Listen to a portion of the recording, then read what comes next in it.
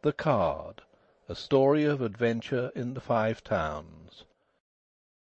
Chapter 12. The Supreme Honour. 1.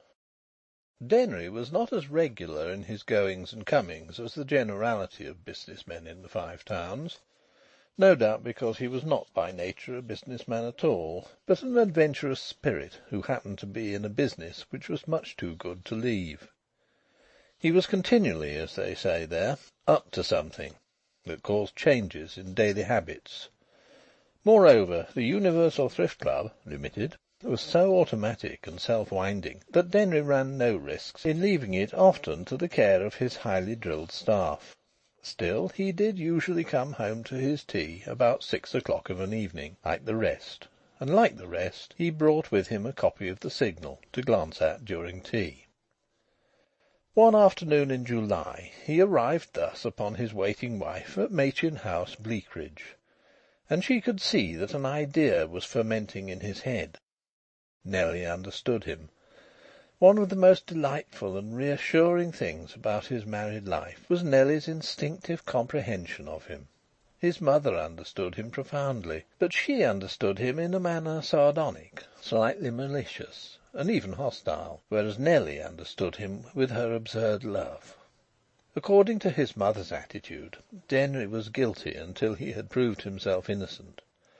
According to Nellie's, he was always right and always clever in what he did, until he himself had said that he had been wrong and stupid, and not always then. Nevertheless, his mother was just as ridiculously proud of him as Nellie was, but she would have perished on the scaffold rather than admit that Denry differed in any detail from the common run of sons. Mrs. Machin had departed from Machin House without waiting to be asked. It was characteristic of her that she had returned to Broome Street and rented there an out-of-date cottage without a single one of the labour-saving contrivances that distinguished the residence which her son had originally built for her. It was still delicious for Denry to sit down to tea in the dining-room, that miracle of conveniences, opposite the smile of his wife, which told him A, that he was wonderful, B, that she was enchanted to be alive, and C, that he had deserved her particularly caressing attentions and would receive them. On the afternoon in July the smile told him D, that he was possessed by one of his ideas. Extraordinary how she tumbles to things, he reflected. Nellie's new fox terrier had come in from the garden through the French window and eaten part of a muffin, and Denry had eaten a muffin and a half before Nellie, straightening herself proudly and putting her shoulders back, a gesture of hers, thought fit to murmur, "Well, anything thrilling happened to-day?"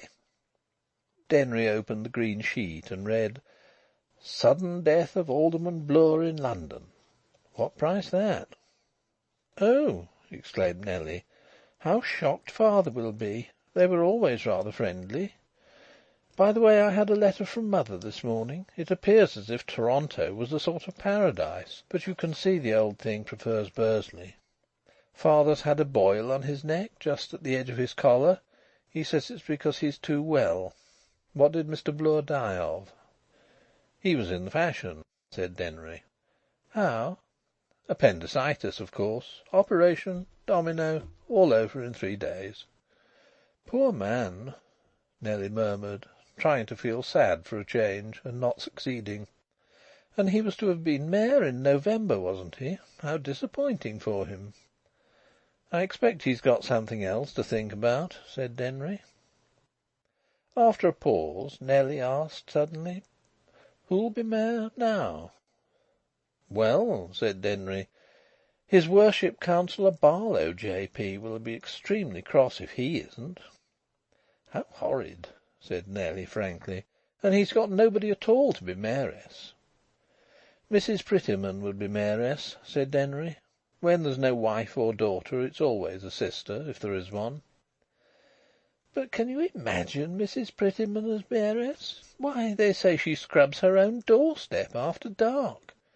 They ought to make you mayor." "Do you fancy yourself as mayoress?" he inquired. "I should be better than Mrs. Prettyman, anyhow." "I believe you'd make an A1 mayoress," said Denry. "I should be frightfully nervous," she confidentially admitted. "I doubt it," said he. The fact was that since her return to Bursley from the honeymoon, Nellie was an altered woman.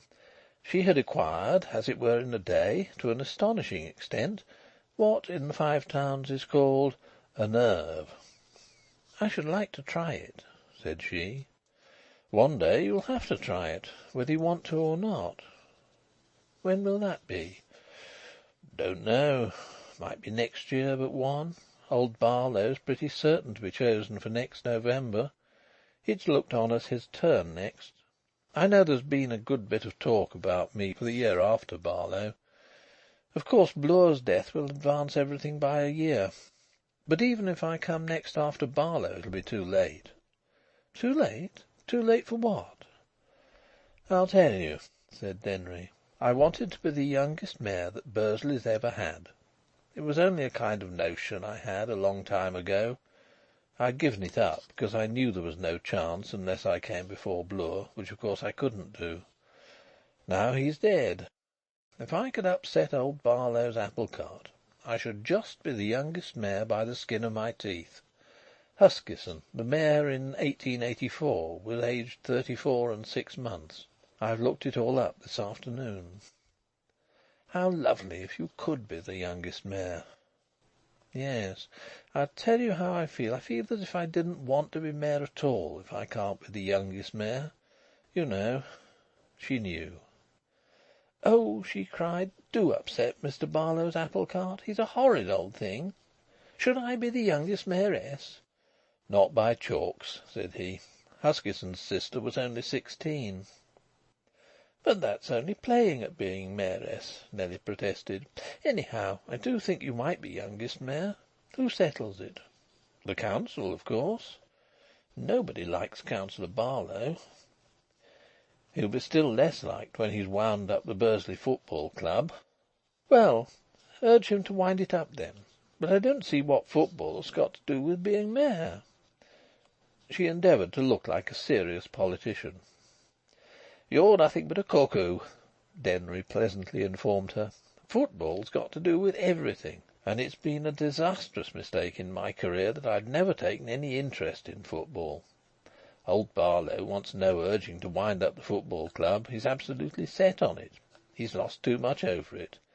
If I could stop him from winding it up, I might..." "What?" "I don't know." She perceived that his idea was yet vague. 2. Not very many days afterwards, the walls of Bursley called attention by small blue and red posters, blue and red being the historic colours of the Bursley Football Club, to a public meeting, which was to be held in the Town Hall, under the presidency of the Mayor, to consider what steps could be taken to secure the future of the Bursley Football Club. There were two great football clubs in the Five Towns: Knype, one of the oldest clubs in England, and Bursley. Both were in the League, though Knype was in the first division, while Bursley was only in the second. Both were, in fact, limited companies, engaged as much in the pursuit of dividends as in the practice of the one ancient and glorious sport which appeals to the reason and the heart of England. Neither ever paid a dividend. Both employed professionals, who by a strange chance were nearly all born in Scotland, and both also employed trainers who, before an important match, took the teams off to a hydropathic establishment far, far distant from any public house. This was called training. Now, whereas the Knype Club was struggling along fairly well, the Bursley Club had come to the end of its resources. The great football public had practically deserted it. The explanation, of course, was that Bursley had been losing too many matches. The great football public had no use for anything but victories. It would treat its players like gods, so long as they won. But when they happened to lose, the great football public simply sulked. It did not kick a man that was down. It merely ignored him, well knowing that the man could not get up without help. It cared nothing whatever for fidelity, municipal patriotism, fair play, the chances of war, or dividends on capital. If it could see victories, it would pay sixpence, but it would not pay sixpence to assist at defeats. Still, when, at a special general meeting of the Bursley Football Club Limited, held at the registered office, the Coffee House, Bursley, Councillor Barlow, J.P., chairman of the company since the creation of the League, announced that the directors had reluctantly come to the conclusion that they could not conscientiously embark on the dangerous risks of the approaching season, and that it was the intention of the directors to wind up the club, in default of adequate public interest. When Bursley read this in the Signal, the town was certainly shocked. Was the famous club, then, to disappear for ever, and the football ground to be sold in plots, and the grand stand for firewood? The shock was so severe that the death of Alderman Bloor, none the less a mighty figure in Bursley, had passed as a minor event. Hence the advertisement of the meeting in the town hall caused joy and hope, and people said to themselves, "Something's bound to be done. The old club can't go out like that." And everybody grew quite sentimental. And although nothing is supposed to be capable of filling Bursley Town Hall except a political meeting and an old folks' treat, Bursley Town Hall was as near full as made no matter for the football question. Many men had cheerfully sacrificed a game of billiards and a glass of beer in order to attend it. The mayor in the chair was a mild old gentleman who knew nothing whatever about football, and had probably never seen a football match. But it was essential that the meeting should have august patronage, and so the mayor had been trapped and tamed. On the mere fact that he paid an annual subscription to the golf club, certain parties built up the legend that he was a true sportsman, with the true interests of sport in his soul. He uttered a few phrases, such as "the manly game," "old associations," "bound up with the history of England," "splendid fellows," "indomitable pluck," "dogged my misfortune." Indeed, he produced quite an impression on the rude and grim audience. And then he called upon Councillor Barlow to make a statement. Councillor Barlow, on the mayor's right, was a different kind of man from the mayor. He was 50 and iron grey, with whiskers but no moustache, short, stoutish, raspish. He said nothing about manliness, pluck, history, or auld lang syne. He said that he had given his services as chairman to the football club for 13 years, that he had taken up £2,000 worth of shares in the company, and that as at that moment the company's liabilities would exactly absorb its assets, his £2,000 was worth exactly nothing. "You may say," he said, "I've lost that £2,000 in 13 years. That is, it's the same as if I'd been steadily paying £3 a week out of my own pocket to provide football matches that you chaps wouldn't take the trouble to go and see. That's the straight of it. What have I got for my pains? Nothing but worries and these." He pointed to his grey hairs. "And I'm not alone. There's others. And now I have to come and defend myself at a public meeting. I'm supposed not to have the best interests of football at heart. Me and my co-directors," he proceeded, with an even rougher raspishness, "have warned the town again and again what would happen if the matches weren't better patronised. And now it's happened, and now it's too late. You want to do something. You can't. It's too late. There's only one thing the matter with first-class football in Bursley," he concluded, "and it isn't the players. It's the public. It's yourselves. You're the most craven lot of tomfools that ever a big football club had to do with.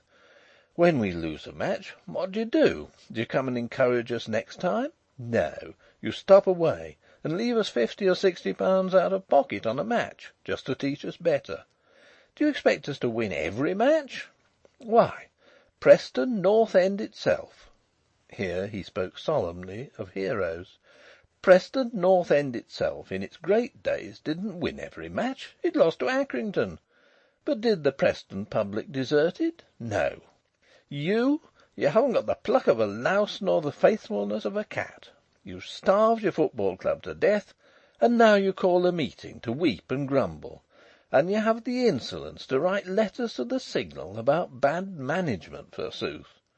If anybody in the hall thinks that he can manage this club better than me and my co-directors have done, I may say that we hold a majority of the shares, and we'll part with the whole show to any clever person or persons who care to take it off our hands at a bargain price. That's talking." He sat down. Silence fell. Even in the Five Towns a public meeting is seldom bullied as Councillor Barlow had bullied that meeting. It was aghast. Councillor Barlow had never been popular. He had merely been respected. But thenceforth he became even less popular than before. "I'm sure we shall all find Councillor Barlow's heat quite excusable," the Mayor diplomatically began. "No heat at all," the Councillor interrupted. "Simply cold truth." A number of speakers followed, and nearly all of them were against the Directors. Some, with prodigious memories for every combination of players in every match that had ever been played, sought to prove by detailed instances that Councillor Barlow and his co-directors had persistently and regularly muddled their work during 13 industrious years. And they defended the insulted public by asserting that no public that respected itself would pay sixpence to watch the wretched football provided by Councillor Barlow. They shouted that the team wanted reconstituting, wanted new blood. "Yes," shouted Councillor Barlow in reply, "and how are you going to get new blood, with transfer fees as high as they are now? You can't get even an average good player for less than £200. Where's the money to come from? Anybody want to lend 1,000 or so on second debentures?" He laughed sneeringly. No one showed a desire to invest in second debentures of the Bursley F.C. Limited. Still, speakers kept harping on the necessity of new blood in the team, and then others, bolder, harped on the necessity of new blood on the board. "Shares on sale!" cried the Councillor. "Any buyers? Or," he added, "do you want something for nothing? As usual." At length a gentleman rose at the back of the hall. "I don't pretend to be an expert on football," said he, "though I think it is a great game. But I should like to say a few words as to this question of new blood." The audience craned its neck. "Will Mr. Councillor Machin kindly step up to the platform?" the Mayor suggested. And up Denry stepped. The thought in every mind was, "What's he going to do? What's he got up his sleeve this time?" "Three cheers for Machin!" people chanted gaily. "Order!" cried the Mayor. Denry faced the audience. He was now accustomed to audiences. He said: "If I'm not mistaken, one of the greatest modern footballers is a native of this town." And scores of voices yelled: "Aye, Callear! Callear! Greatest centre forward in England!" "Yes," said Denry, "Callear is the man I mean. Callear left the district, unfortunately for the district, at the age of 19 for Liverpool. And it was not until after he left that his astounding abilities were perceived. It isn't too much to say that he made the fortune of Liverpool City, and I believe it's a fact that he scored more goals in 3 seasons than any other player has ever done in the league. Then York County, which was in a tight place last year, bought him from Liverpool for a high price, and as all the world knows, Callear had his leg broken in the first match he played for his new club. That just happened to be the ruin of the York Club, which is now quite suddenly in bankruptcy, which happily we're not, and which is disposing of its players. Gentlemen, I say that Callear ought to come back to his native town. He's fitter than ever he was, and his proper place is in his native town." Loud cheers. As captain and centre forward of the club of the mother of the Five Towns, he would be an immense acquisition and attraction, and he'd lead us to victory. Renewed cheers. "And how," demanded Councillor Barlow, jumping up angrily, "are we to get him back to his precious native town? Councillor Machin admits that he's not an expert on football. It will probably be news to him that Aston Villa have offered £700 to York for the transfer of Callear, and Blackburn Rovers have offered £750, and they're fighting it out between 'em. Any gentleman willing to put down £800 to buy Callear for Bursley? he sneered. "I don't mind telling you that steam engines and the King himself couldn't get Callear into our club." "Quite finished?" Denry inquired, still standing. Laughter, overtopped by Councillor Barlow's snort as he sat down. Denry lifted his voice. "Mr. Callear, will you be good enough to step forward and let us all have a look at you?" The effect of these apparently simple words surpassed any effect previously obtained by the most complex flights of oratory in that hall.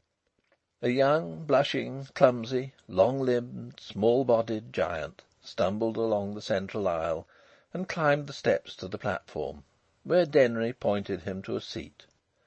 He was recognised by all the true votaries of the game, and everybody said to everybody, "By gosh, it's him right enough. It's Callear!" And a vast astonishment and expectation of good fortune filled the hall. Applause burst forth, and though no one knew what the appearance of Callear signified, the applause continued and waxed. "Good old Callear!" The hoarse shouts succeeded each other. "Good old Machin!" "Anyhow," said Denry, when the storm was stilled, "we've got him here, without either steam engines or His Majesty. Will the directors of the club accept him?" "And what about the transfer?" Councillor Barlow demanded. "Would you accept him and try another season if you could get him free?" Denry retorted.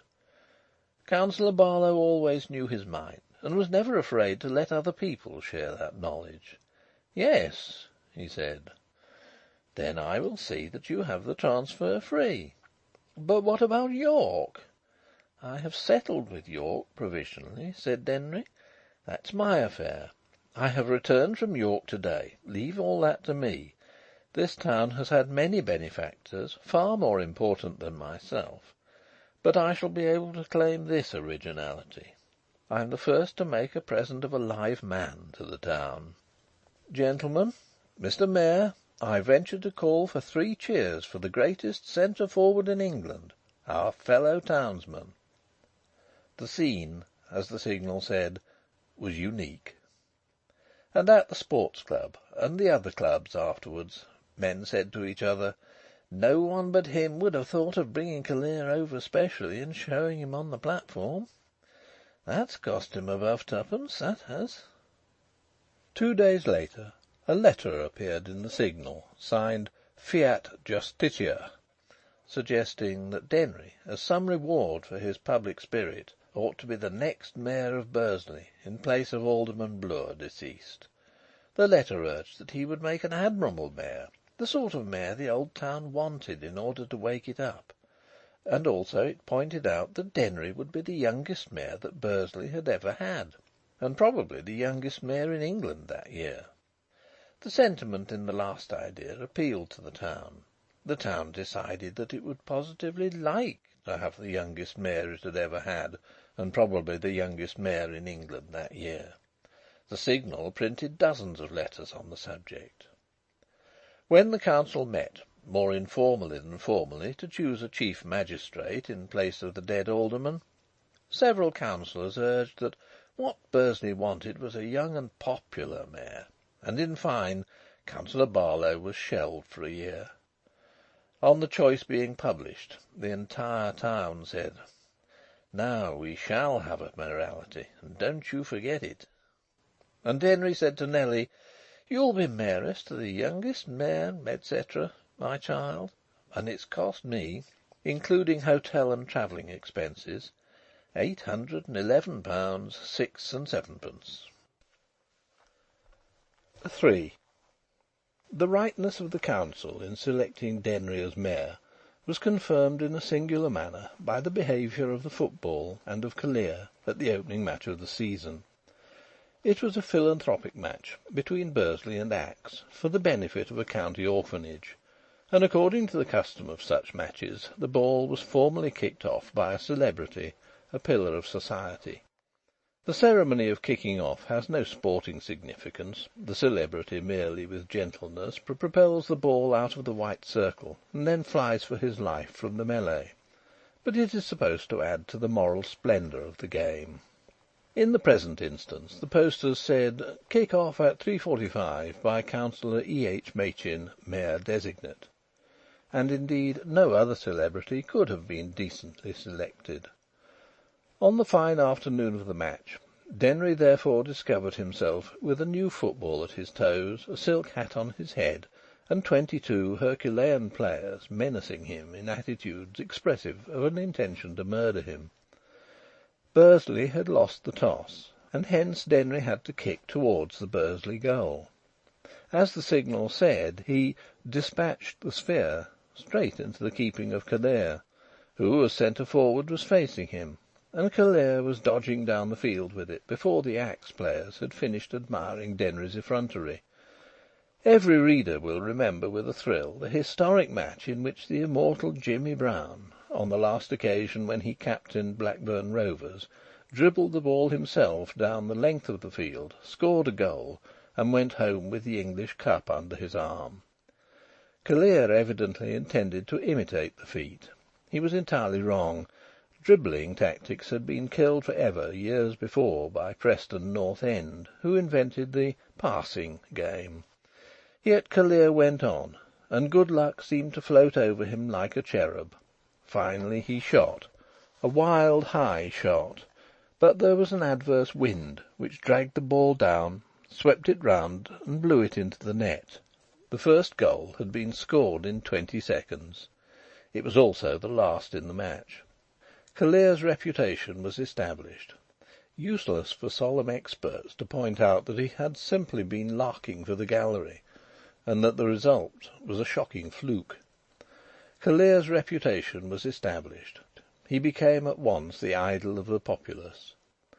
As Denry walked gingerly off the field to the grandstand, he too was loudly cheered, and he could not help feeling that somehow it was he who had scored that goal, and although nobody uttered the precise thought, most people did secretly think, as they gazed at the triumphant Denry, that a man who had triumphed like that, because he triumphed like that, was the right sort of man to be mayor, the kind of man they needed. Denry became identified with the highest class of local football. This fact led to a curious crisis in the history of municipal manners. On Corporation Sunday the mayor walks to church, preceded by the mace, and followed by the aldermen and councillors, the borough officials, the volunteers, and the fire brigade. After all these, in the procession, come individuals known as prominent citizens.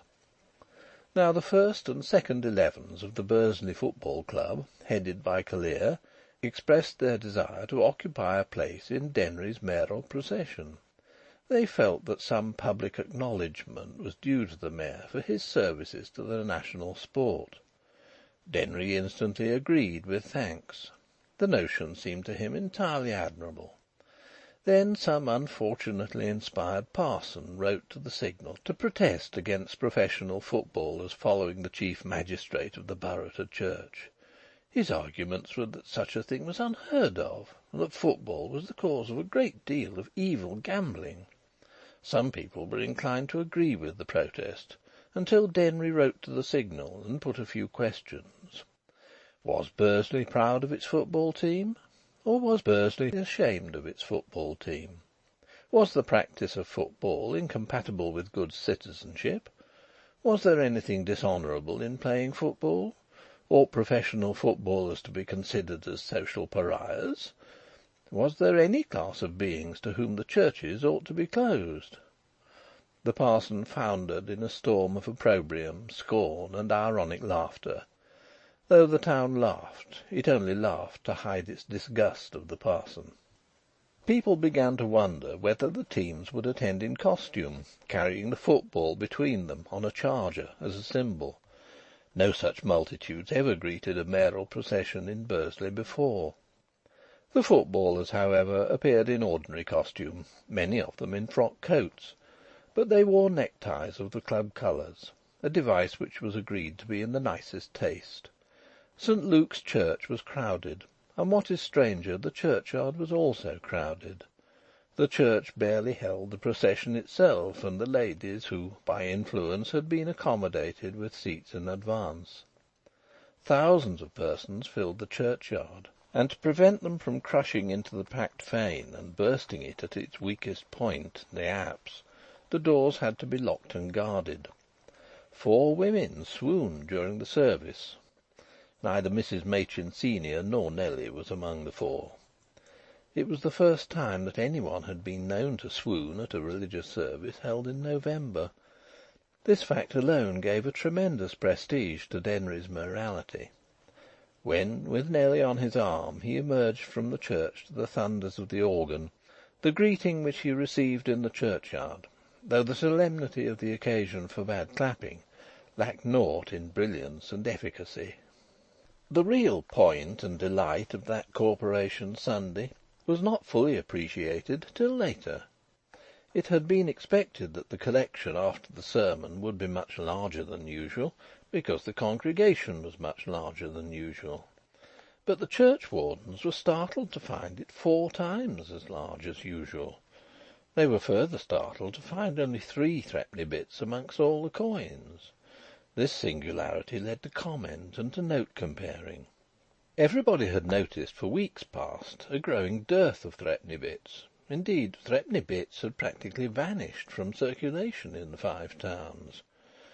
On the Monday it became known that the clerks of the various branches of the Universal Thrift Club Limited had paid into the banks enormous and unparalleled quantities of threepenny bits. And for at least a week afterwards everybody paid for everything in threepenny bits. And the piquant news passed from mouth to mouth that Denry, to the simple end of ensuring a thumping collection for charities on Corporation Sunday, had used the vast organisation of the Thrift Club to bring about a famine of threepenny bits. In the annals of the town that Sunday is referred to as Threepenny Bit Sunday, because it was so happily devoid of threepenny bits. A little group of councillors were discussing Denry. "What a card!" said one, laughing joyously. "He's a rare and no mistake." "Of course this'll make him more popular than ever," said another. "We've never had a man to touch him for that." "And yet," demanded Councillor Barlow, "what's he done? Has he ever done a day's work in his life? What great cause is he identified with?" "He's identified," said the speaker, "with the great cause of cheering us all up." End of Chapter 12 and of The Card by Arnold Bennett.